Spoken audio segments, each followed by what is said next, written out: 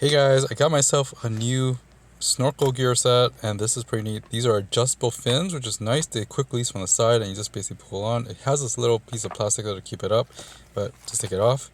It also has tempered glass, as well as a silicone skirt for the goggles, which is pretty awesome. The nose piece is actually much bigger, and it fits pretty snug. The back actually is pretty comfortable because it has this neoprene type thing to go over the back of your head. Very neat. The snorkel is actually very cool. There's a dry snorkel. There's also a ejection valve there, but also it's that soft silicone thing. On the top, there's like a dry, there's a double valve on the top as well. There's a little clip, so you clip it next to your goggles, while you're swimming or snorkeling. This is pretty neat. This is a pretty neat set. So overall, pretty cool. Can't wait to use this and try it out. But yeah,